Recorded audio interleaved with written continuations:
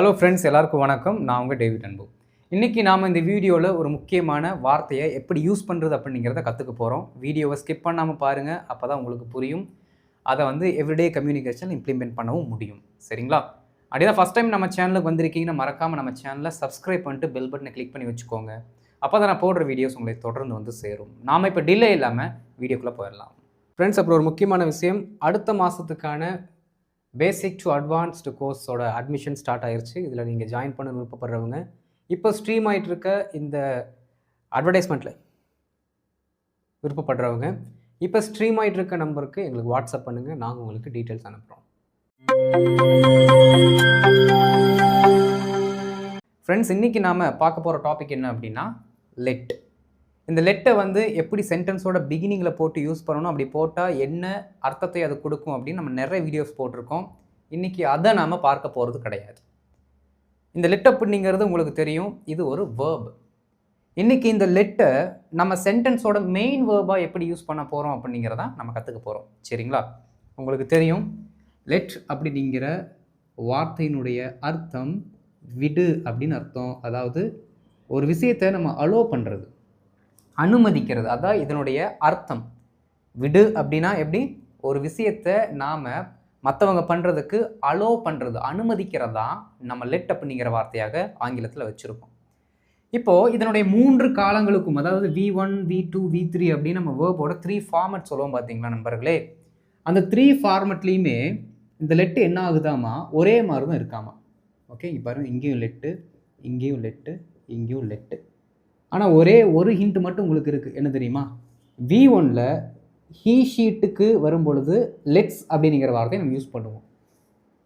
V1ல், அதாவது சிம்பிள் ப்ரெசண்ட்டில் நாம் லெட்டை வழக்கமாக வேர்பாக கருதுவதால், அதை அப்படி ரெஃபர் பண்ணுறதால நம்ம என்ன பண்ணுறோன்னா, இப்போ கோ அப்படின்னா கோஸ்ன்னு சொல்லுவோம், ரைட் அப்படின்னா ரைட்ஸ்ன்னு சொல்லுவோம். ஹீ ஷீட்டு கூட யூஸ் பண்ணும் பொழுது அதே மாதிரி இங்கே லெட் அப்படிங்கிற வார்த்தையை ஹீ ஷீ இட்டு கூட ப்ரெசென்ட்டில் யூஸ் பண்ணும்பொழுது மட்டும் லெட்ஸ் அப்படிங்கிற வார்த்தையை நம்ம யூஸ் பண்ணுவோம். நல்லா கவனிக்கணும்.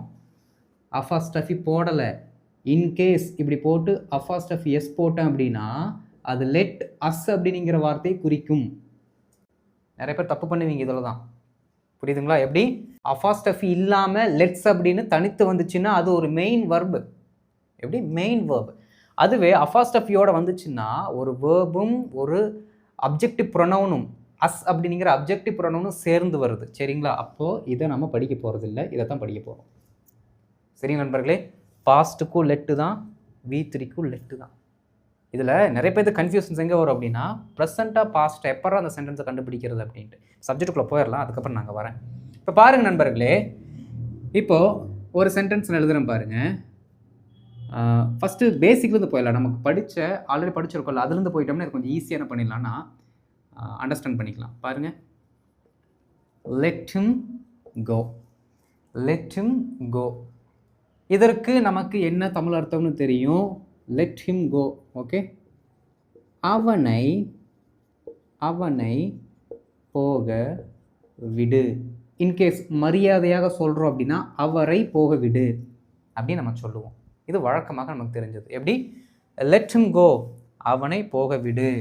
இந்த விடு அப்படிங்கிற வார்த்தை இங்கே அனுமதியை பற்றி பேசுது. புரியுதுங்களா? Let him go, allow him to go, allow him to go. நல்லா கவனிக்கணுங்க. when you replace this word let, எப்படி இந்த லெட்டை ரீப்ளேஸ் பண்ணும் பொழுது நீங்கள் இந்த அலோவ் அப்படிங்கிற வார்த்தையை டு கூட சேர்த்து தான் யூஸ் பண்ண வேண்டும். அது விதி. லெட்டுக்கு இந்த வேர்புக்கு முன்னாடி டு அப்படிங்கிற வார்த்தை தேவையில்லை. புரியுதுங்களா? In case if you want to use the word allow, see you must use like this. let him, allow him to go, allow him to go, allow him to go, allow him to go. Can you understand the difference between let and allow, friends? You cannot use the word allow without preposition to. To அப்படிங்கிற வார்த்தை இல்லாமல் உங்களால் allow அப்படிங்கிற வார்த்தை use பண்ண முடியாது. On the contrary, அதற்கு மாறாக டு அப்படிங்கிற வார்த்தை போட்டு உங்களால் லெட்டை யூஸ் பண்ண முடியாது. அப்போ லெட்டு வந்தால் டூ வரக்கூடாது, அலோ வந்தால் டூ வரணும். ஆனால் அர்த்தம் ஒன்று. சரிங்களா? இப்போ பாருங்கள், இப்போது அவனை போக விடு, லெட் ஹிம் கோ அப்படின்னு இருக்குங்களா? இப்போ நான் என்ன பண்ணுறேன் அப்படின்னா, அதே லெட் ஹிம் கோக்கு முன்னாடி ஐ அப்படிங்கிற ஒரு சப்ஜெக்ட் ஆட் பண்ணுறேன். Okay, see this sentence starts with verb. அந்த சென்டென்ஸு வேர்பில் ஸ்டார்ட் ஆகுது. இப்போ நான் என்ன பண்ணிட்டேன், இந்த வேர்புக்கு முன்னாடி ஒரு நவுனை போட்டு விட்டேன். வேர்பில் ஸ்டார்ட் ஆச்சு அப்படின்னா அது ஒரு இம்பரேட்டிவ் சென்டென்ஸ், ஒரு கட்டளை வாக்கியம். முன்னாடி சப்ஜெக்டை போட்டோம் அப்படின்னா அது நார்மலாக இருக்கக்கூடிய ஒரு ஸ்டேட்மெண்ட்டு, ஒரு செய்தி வாக்கியம். இப்போ பாருங்கள், நமக்கு தெரிஞ்சது போல் சப்ஜெக்டு வேர்பில் ஆரம்பிக்குது. இப்போது இந்த மாதிரி வார்த்தைகள் வந்தால் எப்படி, லெட்டப்புங்கிறது மெயின் வெர்பாக வந்தால், சென்டென்ஸோட சப்ஜெக்டுக்கு அடுத்து வரக்கூடிய வார்த்தையாக வந்தால் இதற்கு மீனிங் எப்படி வரும் அப்படின்னா, இங்கே பாருங்கள், நான் ஆக்ஷனை செஞ்சது நான் அவனை போக விட்டேன். நல்லா கவனிக்கணும், நான் அவனை போக விட்டேன்.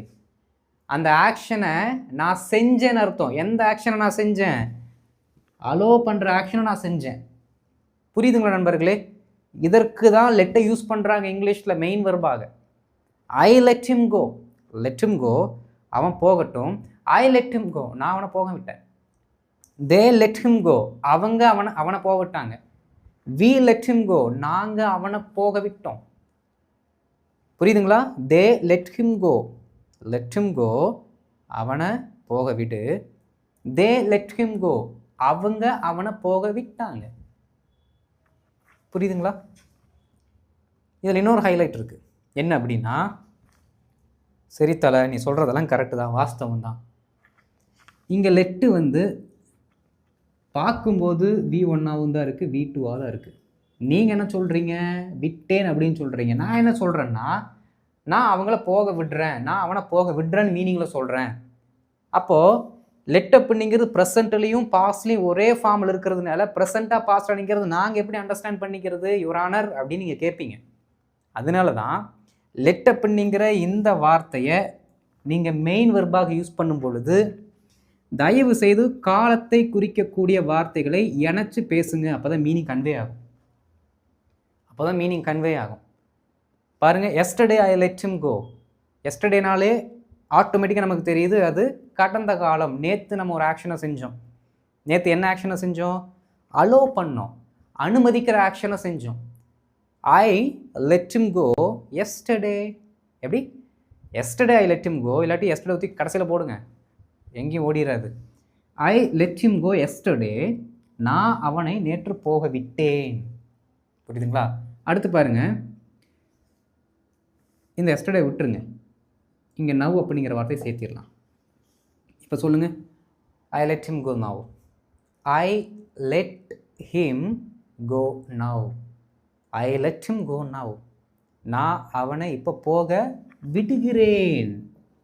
வெரி குட் நண்பர்களே.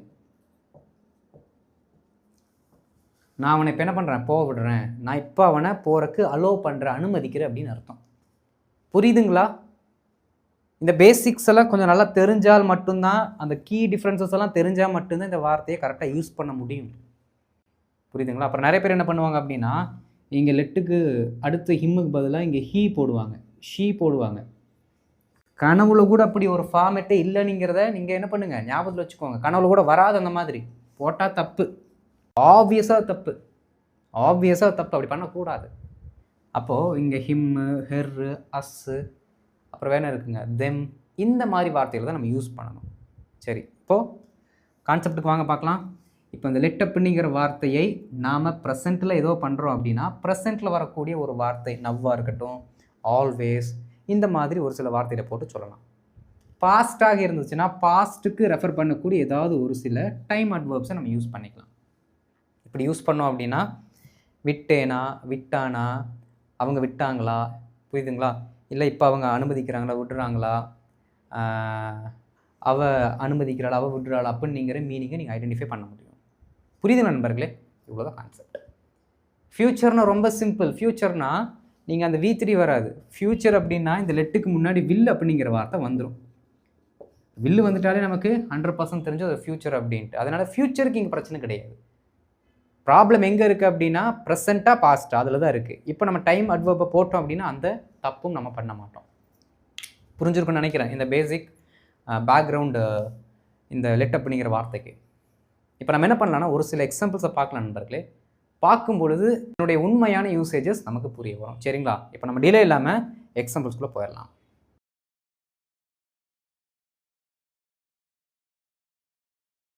ஃப்ரெண்ட்ஸ், இப்போது ஃபஸ்ட்டு செட் ஆஃப் எக்ஸாம்பிள்ஸ் பாருங்கள். அவன் அவளை எப்பொழுதும் ஃபோன் பயன்படுத்த விடுகிறான். இந்த கடைசி வார்த்தையை நீங்கள் தமிழில் பார்த்தீங்கன்னா ஈஸியாக கண்டுபிடிச்சிடலாம். ஒரு ஆக்ஷனை அவங்க எப்போ செய்ய விடுறாங்க, ப்ரெசன்ட் டோன் தான் அங்கே வருது. தமிழில் சொல்லும் பொழுது நண்பர்களே, இந்த எப்பொழுதும் அப்படிங்கிற வார்த்தை இல்லாட்டியும் கூட உங்களால் ஐடென்டிஃபை பண்ண முடியும். ஏன்னா இந்த கடைசி வார்த்தையை நமக்கு ஹிண்ட் கொடுத்துரும். இப்போ எதற்கு நான் இந்த வார்த்தையில் சேர்த்திருக்கேன் அப்படின்னா, இங்கிலீஷில் சொல்லும் பொழுது இன்கேஸ் அதே சென்டென்ஸ் இங்கிலீஷில் இருந்துச்சுன்னா எப்படி ஐடென்டிஃபை பண்ணுறது, அங்கே கொஞ்சம் கஷ்டமாயிரும்ல. அதனால அந்த வார்த்தையை நான் ஆட் பண்ணியிருக்கேன். சரி கவனிங்க. அவன் அவளை எப்பொழுதும் ஃபோன் பயன்படுத்த விடுகிறான். ஆக்ஷனை பண்ணுறது யாரு? அவன். யார் அனுமதிக்கிறான்? அவளை. அப்போது ஆக்ஷனை பண்ணுறவன் அனுமதிக்கிறான் பார்த்தீங்களா, அவன் ஃபஸ்ட்டு வந்துடணும். ஹீ பயன்படுத்த விடுகிறான். அப்போ ப்ரெசண்டில் இருக்கிறதுனால நம்ம லெட்ஸ் அப்படிங்கிற வார்த்தை போடணும். அதற்கு முன்னாடி இந்த எப்பொழுதும்ங்கிற வார்த்தையை இங்கே ஆட் பண்ணிடலாம். Okay.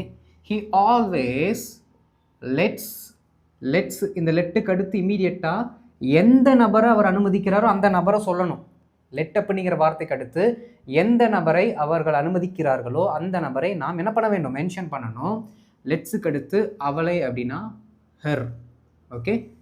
He always let's her. எதை பயன்படுத்த, எதை பண்ண அனுமதிக்கிறாங்க? ஃபோன் யூஸ் பண்ணுறது. ஓகே. Let's her. இந்த ஹெருக்கு அடுத்து அடுத்த பர்டிகுலர் அந்த மெயின் வர்ப் வந்துடணும். புரியுதுங்களா? அதுவும் V1 தான் போடணும். இதுவும் V1 தான், இதுவும் V1 தான். புரியுதுங்களா? இந்த ஹெருக்கு அடுத்து 100% எப்போவுமே நீங்கள் V1 தான் போடணும். புரியுதுங்களா? சரி வாங்க. Lets her use phone. அவ்வளோதான். Okay. He always lets her use phone. Lets her to use ஃபோன்னு போட்டக்கூடாது. இங்கே 2 வரக்கூடாது நான் சொன்ன மாதிரி. பாருங்கள். He always lets her use phone. He always lets her use phone. He always lets her use phone. அவர்கள் எங்களை வழக்கமாக விளையாட விடுகிறார்கள். அவர்கள் எங்களை விளையாட விடுகிறார்கள். இந்த ஆக்ஷன் வழக்கமாகவே அவங்க பண்ணுறாங்க அப்படின்னு அர்த்தம். ஓகே. அப்போ வழக்கமாகவே ஒருத்தங்க ஒரு செயலை செய்கிறாங்கன்னா நீங்கள் அங்கே என்ன வார்த்தையும் நீங்கள் ஆட் பண்ண தேவையில்லை. ஏன்னா அது டைரக்ட் என்ன ஆயிரும், சிம்பிள் ப்ரெசண்ட்டுக்கு போயிடும். பேசிக் ப்ரெசன்ட் இருக்குல்ல, அதுக்கு போயிடும். பாஸ்டாக இருக்கும் பொழுது மட்டும் பாஸ்ட்டுக்கு தேவையான அந்த வார்த்தைகளை மென்ஷன் பண்ணிக்கலாம். புரியுதுங்களா? ஏன்னா அந்த ஒரு ஹிண்ட்டும் நீங்கள் யூஸ் பண்ணலாம். சரி பாருங்கள்.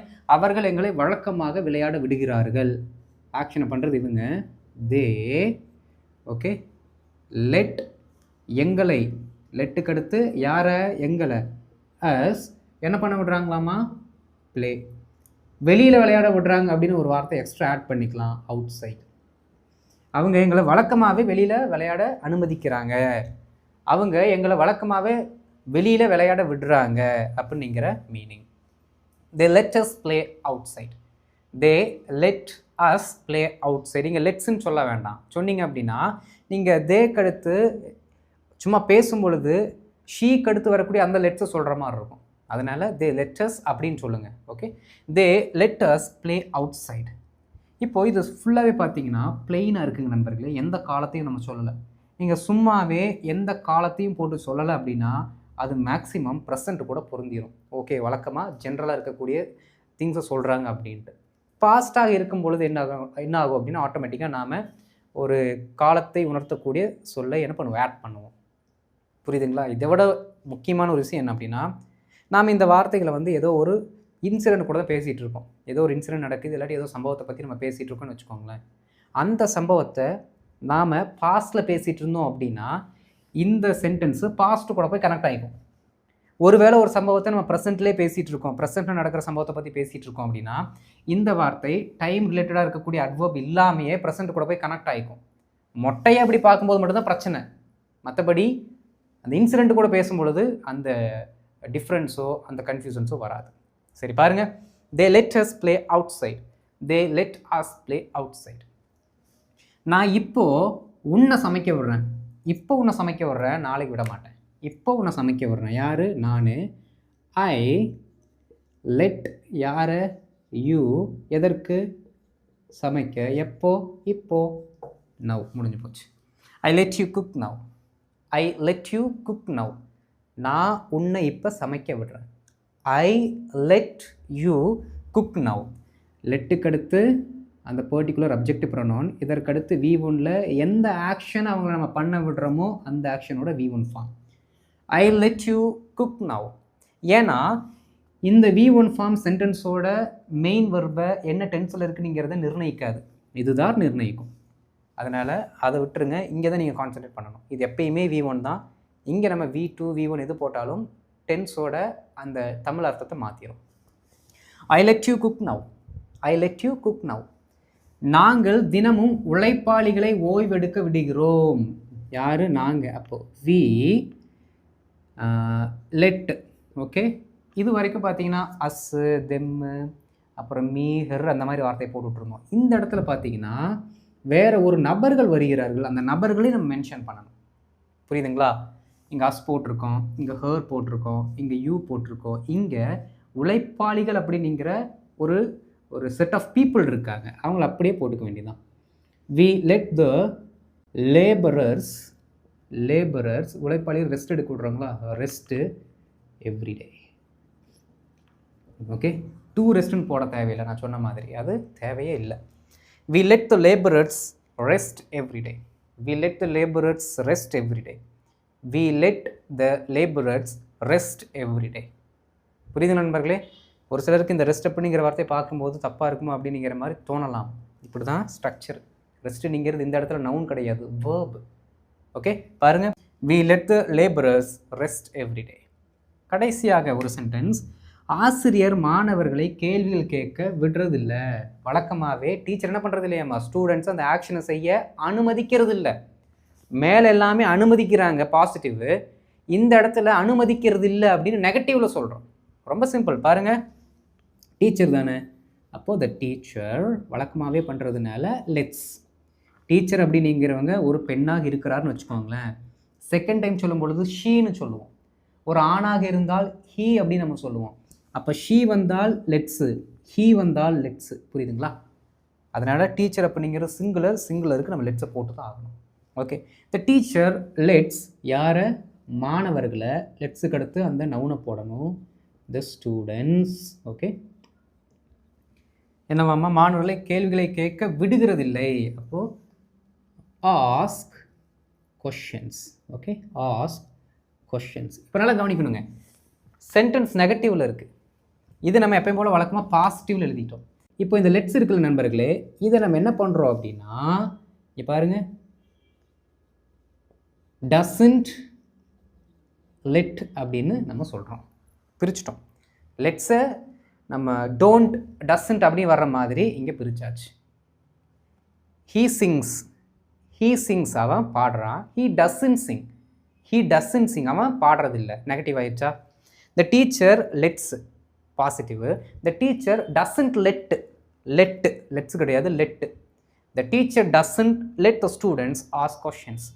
த teacher doesn't let the students ask questions. மறுபடியும் ஒரு டைம் சொல்லுங்கள்.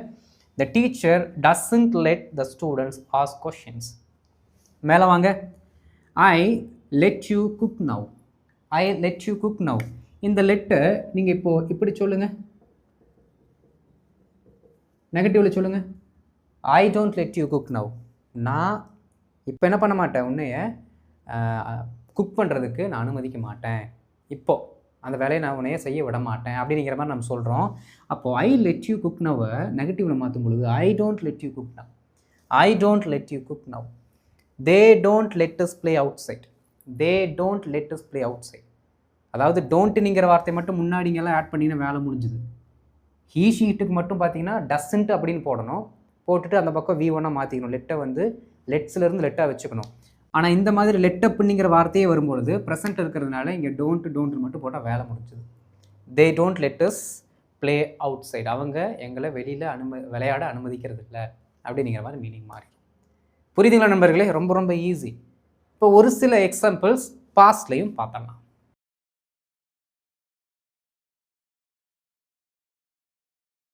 இப்போ அடுத்த செட் ஆஃப் எக்ஸாம்பிள்ஸ் பாருங்க நண்பர்களே. நேற்று சென்டென்ஸ் ஸ்டார்டிங்லேயே தெரிஞ்சு போச்சு பாஸ்டில் இருக்குது அப்படின்ட்டு. ஏன்னா நேற்று அப்படிங்கிற வார்த்தை வந்துருச்சு. நேற்று ஆவணங்களை பார்த்த பின் காவலர்கள் என்னை போக விட்டார்கள். நல்லா கவனிக்கணுங்க. காவலர்கள் என்னை போக விட்டார்கள் எப்போ? நேற்று. இதுதான் இருக்கக்கூடிய மெயின் சென்டென்ஸ். ஆவணங்களை பார்த்த பின் அப்படிங்கிறது எக்ஸ்ட்ரா நம்ம ஆட் பண்ணியிருக்கோம். ஈஸி தான், ரொம்ப சிம்பிள். ஃபஸ்ட்டு லெட் அப்படிங்கிற சென்டென்ஸை முடிச்சுட்டு பின்னாடி இந்த எக்ஸ்ட்ரா திங்ஸை ஆட் பண்ணிக்கலாம். நேற்று காவலர்கள் என்னை போக விட்டார்கள். போக விட்டார்கள் பாஸ்ட். சரி பாருங்க, நேற்றுங்களா? எஸ்டர்டே. எஸ்டர்டே காவலர்கள் the police. Okay, the police போக விட்டார்கள். Let me go. அவ்வளோதான். இப்போ இந்த எஸ்டர்டே அப்படிங்கிறதுனால இந்த லெட் என்ன ஆயிடுச்சு? பாஸ்ட்டுக்குள்ளே போயிடுச்சு. ஓகே, பாஸ்ட்டுக்குள்ளே போய் ஆட் ஆகிடுச்சு. Yesterday the police let me go. எப்போ? ஆவணங்களை சரிபார்த்த பின். அப்போ ஆஃப்டர் செக்கிங் மை டாக்குமெண்ட்ஸ், என்னுடைய ஆவணங்கள் அப்படின்னு நான் சொல்கிறேன். சரிங்களா? மை டாக்குமெண்ட்ஸ் பாருங்கள், ஆஃப்டர் செக்கிங் மை டாக்குமெண்ட்ஸ். இந்த ஆஃப்டர் அப்படிங்கிற வார்த்தைக்கு அடுத்து ஐஎன்ஜி ஃபார்ம் தான் நீங்கள் போடணும். எந்த ஆக்ஷனை அவங்க செஞ்சதுக்கப்புறம், எப்படி எந்த ஆக்ஷனை அவங்க செஞ்சதுக்கப்புறம் நம்மளை விட்டாங்களோ அந்த ஒரு ஆக்ஷனை செஞ்சுருப்பாங்கள்ல, அதை நாம் ஐஎன்ஜி ஃபார்மில் கொண்டு வந்துடணும். செக் பண்ணாங்க, ஆனால் அங்கே செக்கிங்னு நம்ம என்ன பண்ணியிருக்கோம்? ஐஎன்ஜி ஃபார்மில் போட்டிருக்கோம். இதே தான் பிஃபோருக்கும். பிஃபோருக்கு இது அப்ளிகபிள். சரி பாருங்கள். Yesterday the police let me go after checking my documents. Yesterday the police let me go after checking my documents. Yesterday the police let me go. எப்படி? The police let me go after checking my documents. ரொம்ப simple நண்பர்களே.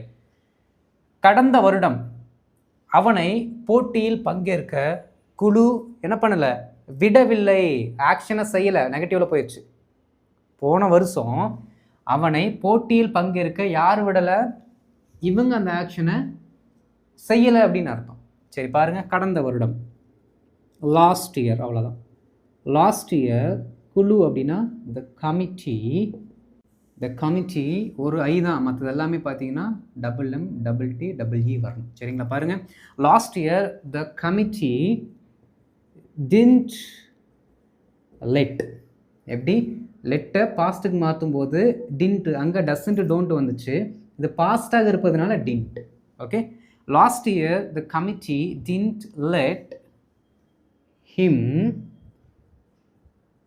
participate, okay, in the competition. participate in the competition. அவ்வளோதான். லெட்டுக்கு அடுத்து objective pronoun, இதற்கு அடுத்து வரக்கூடிய அந்த particular V1. பாருங்க, last year the committee didn't let him participate in the competition. Last year the committee didn't let him participate in the competition. Last year the committee didn't let him participate in the competition. ரொம்ப ரொம்ப easy நண்பர்களே. நிறைய time சொல்லி பார்க்கணும், ஆனால் சரிங்களா, repeat பண்ணிகிட்டே இருக்கணும். நான் சொல்ல ரிப்பீட் பண்ணிகிட்டே இருந்தீங்கன்னா ஈஸி ஆயிரும். இன்னைக்கு காலையில் ஐடி கார்டும் இல்லாமல் அவளை நாங்கள் உள்ளே அனுமதித்தோம், உள்ளே விட்டோம் அப்படின்னு நம்ம சொல்கிறோம். யார்? நாங்கள். பாருங்கள், we let her,